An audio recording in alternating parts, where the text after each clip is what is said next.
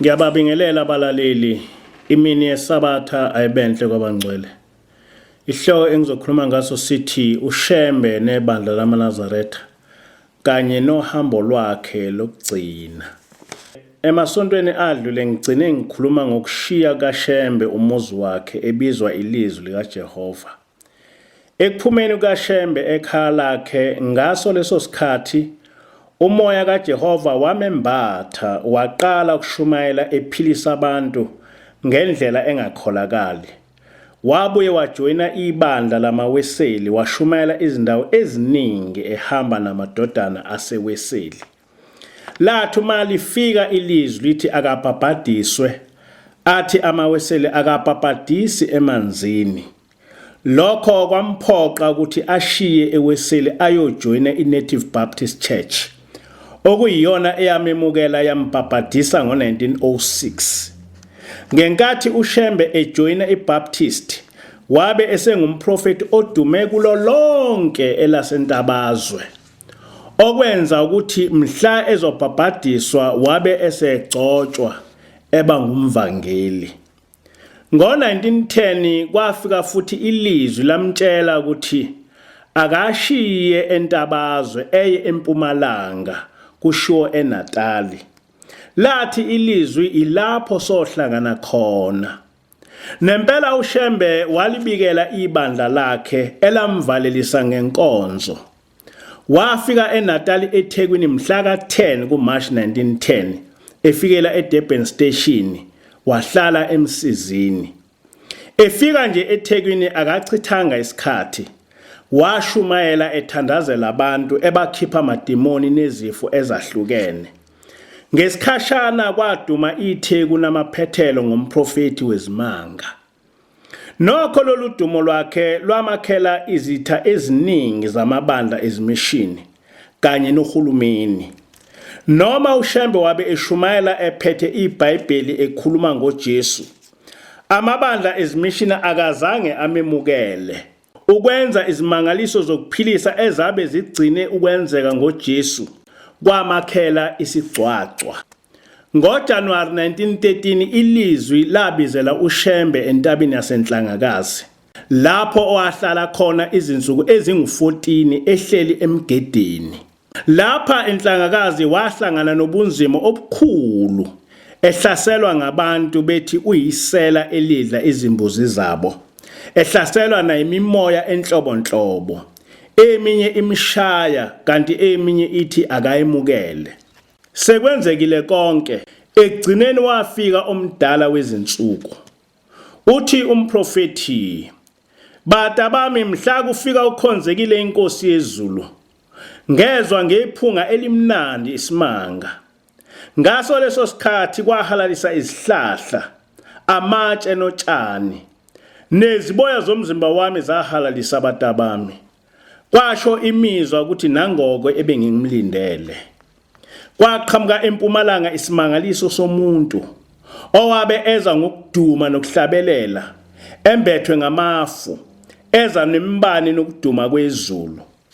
Lo muntu oyisimanga wabe efake ingubo ende ebomvu, enezinwele ezinde ziye zafika emahlombe, enamehlo angabhekeki. Nami bata bami ngaguqa khona lapho ehlathini ngahalalisa. Wathi uma efika phambi kwami ukhonzekile inkosi yezulu, wakhipha itray wangemukelisa isidlo. Kwathi uma ngisigwinya lesi sidlo, ngaso leso sikhathi kwanqamuka ukuba ngibe ngozelwe ngumfazi nendoda. Amatshe nezihlahla notshani kwaphenduka kwahalalisela mina. Ngaso leso sikhathi bata bami ngaba khona ezulwini, ngaba khona emhlabeni. Kwaqala kwembuleka zonke izinto. Ngakhumbula zonke izindawo uJehova owake wangithuma kuzo. Ngaqonda ukuthi ngingumprofeti womkhathi, ngingumprofeti wophezulu konke. Ngaqonda ukuthi sengokwehlanu ngifika lapha emhlabeni. Ukhonzekile inkosi yezulu wangimbathisa izingubo zedili. Wathi angigibele inqola yezulu. Sengigibele ngaye ngehla esixukwini esingenakubalwa. Engathi uma ngiqhamuka sababaza sathi, saze sehla isimanga. Kwehla mina batabami ngembethe izingubo zedili likakhonzekile inkosi yezulu. Wabe sethi ukhonzekile, laba obabonayo amaNazaretha asemoyeni, uma wehla lapha entabeni uzoshumayela umhlaba wonke, ufundisa abantu ngemithetho nenqubo kaJehova ozoyithola lapha enhlangakazi. Bese kuthi labo osubazuzile uze nabo njalo ngonyaka enhlangakazi uzodumisa nabo uJehova. Lapha enhlangakazi uShembe wanikwa yonke imithetho nezimiso zobuNazaretha. Kanjalo futhi kulapho uJehova owamyalela ukuba akhe umphongo lwesivumelwane othwalwa ngamaNazaretha njalo uma eya entabeni yasenhlangakazi. Lesi sivumelwana sikaJehova noShembe ngobuNazaretha. Zinhlanu izinto ezibalekile ngenhlangakazi nobuNazaretha. Okokuqala, enhlangakazi ilapho uShembe abonana khona noJehova okokuqala, ngoba ngaphambili wayezwa izwi lakhe kuphela. Okwesibili, uShembe wagcotshwa enhlangakazi ngokwemukeliswa isidlo nokwembathiswa izingubo zobupriest basezulwini. Okwesithathu, kusenhlangakazi lapho uShembe waqala ukwethulwa emabandleni asezulwini. Okwesine, kusenhlangakazi lapho uShembe emukela khona imithetho nenqubo yebandla lamaNazaretha. Okwesihlanu, kusenhlangakazi lapho uShembe anikwa khona nguJehova umphongo lwesivumelwano oluphawu lwesivumelwano phakathi kukaJehova nebandla lamaNazaretha. UbuNazaretha ke uShembe wabemukela enhlangakazi ngo-1913. Umhla ka-10 March 1910 usuku umprofeti owafika ngalo eThekwini ehamba yedwa kungekho nelilodwa iNazaretha. Esuka enhlangakazi waya emampondweni eGospel lapho wamukelwa khona ngamaNazaretha ngenkomo ebizwa ngokuthi umthambeka. Unyaka ka-2013 ngunyaka ohlanganisa iminyaka eli100 uShembe wamukela ubuNazaretha enhlangakazi kanye nokwamukelwa kwakhe ngamaNazaretha emampondweni eGospel. Wehla enhlangakazi uShembe esengomunye umuntu. Kusukela lapho waqala ukuhlanganisa ubuNazaretha wabenza ibandla ngokuthola umuzi wasekuphakameni. Waqala nokuqamba izihlabelelo zebandla lamaNazaretha ezingu-219 nemithandazo eyisihlanu kanye nezintshumayelo eziningi ezibhalwe phansi yize wabe engazange aye esikoleni. uShembe waba ngomunye wabaprofeti abambalwa ngisho eBhayibhelini abazibhalela ngokwabo imiyalezo kaNkulunkulu. Ngaphandle kwalokho umprofeti wasungula ukusina kwasezulwini okwakuhambelana nezihlabelelo zakhe. Lezi zihlabelelo zayezifike kuye ngezithunywa zasezulwini izingilosi. Lokho kwakwenzeka noma ebusuku noma emini noma elindile ezwe izwi lengilosi selihlabelela naye bese uyavuma. Ebese ebiza amakhosazana kuba ezohlabelela njengoba bekuhlabelela izingilosi. Ekusunguleni ibandla lobuNazaretha uShembe walakha laba nesisekelo esinezinsika ezintathu. Okokuqala, ubuNazaretha bakhelwe phezu komthetho kaNkulunkulu osezincwadini ezinhlanu zokuqala eBhayibhelini ezaziwa ngokuthi iTorah nasezimfundisweni zabaprofeti. Okwesibili, bakhelwe phezu kwezimfundiso zikaJesu nabapostoli. Kodwa uma umpostoli efundisa into ephambene nomyalezo kaJesu, ubuNazaretha bulandela imfundiso kaJesu. Okwesithathu, ubuNazaretha bugqugquzela ukuthi abantu balandele amasiko abo angaphambani nomthetho kaNkulunkulu. Uma usiko lwabantu luphambana nomthetho kaNkulunkulu, kumele ubuNazaretha bulilahle lelo siko. Ekushumayeleni kwakhe uShembe wabe ehamba ngezinyawo engenamoto noma agibele isitimela. Washumayela lonke iTheku namaphethelo. Waqonda eningizimu washumayela wayoma ngumzimkhulu. wabheka enyakatho washumela wayewufika eMsinga. Wawela uthukela washumela koNdulinde koMandeni nakuwo wonke amakhosi akuleyo ndawo. Washumela kuwo wonke amakhosi esifunda saseMthunzini. Wawela uMhlathuzo washumela kuwo wonke amakhosi esifunda saseMpangeni. Wawela uMfolozi washumela kuwo wonke amakhosi esifunda saseMtubatuba nakwaHlabisa. Washumela kwaNongoma wayewayofika eVryheid. Enyakatho washumela yonke indawo yakwaMhlabi yalingana wayewayoma ngeNgwavuma. Kuzo zonke lezi zindawo wabe ehamba ebeka amathempeli noma imizi yeBandla. Sonke lesi simo senza uhulumeni namabandla ezimishini zithathe uShembe njengomuntu oyingozi. Uhulumeni wabuka amaNazaretha njengenhlangano yombusazwe ecashe ngesonto. Ngakho ke washaya umthetho ukuthi uShembe engashumayeli nomaphi engayitholanga imvume yemantshi yakuleyo ndawo. Uhulumeni wenqaba ukuba ibandla lamaNazaretha lithathwe njengebandla lobuKristu. Kwenqatshwa nokuthi leli bandla lakhe izindlu zamasonto, okwagcina ngokuthi likhonzele ezigangeni. Izimishini zabuka uShembe njengomuntu owabe ezogcina esemukelwa yibo bonke abantu abamnyama njengomprofeti kaNkulunkulu bese ethikameza umsebenzi wezimishini. Isigungu sabafundisi abamhlophe belinye lamabandla akhona lapha eNatali sahlangana yabhunga le ndaba. Kwase kuthathwa isinqumo sokuthi kwakumele kwenziwe konke okusemandleni ukuqeda uShembe. Nempela kwathi mhla uShembe ehambile emhlabeni kwase kwakhiwa indaba eyasabalaliswa kuwo wonke amabandla ezimishini. Yafundwa nasezikoleni ukuthi uShembe waya enhlangakazi wafakela amaphiko ezingalweni ezama ukundiza wafa. Nempela leli isu lasebenza ngoba abantu abamnyama bagcina bengazilutho ngemsebenzi kaShembe, kodwa bazi lembudane yokundiza kaShembe.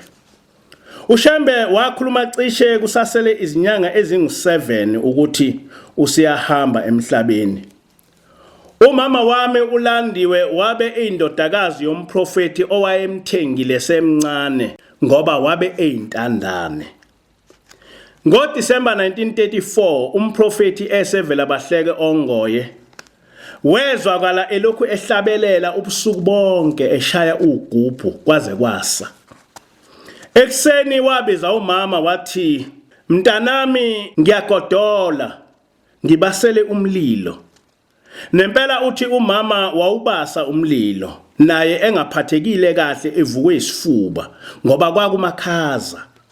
Wabe sethi umprofeti, "Mntanami uyagula yini?" Wathi umama, "Baba ngivukwe isifuba." Wathi umprofeti, "Awuguli mntanami, kodwa ukhumbule ekhaya."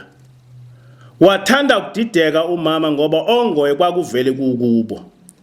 Wabe sethi umprofeti, "Angisho ukuthi ukhumbule kini mntanami, kodwa ukhumbule ekhaya kithi.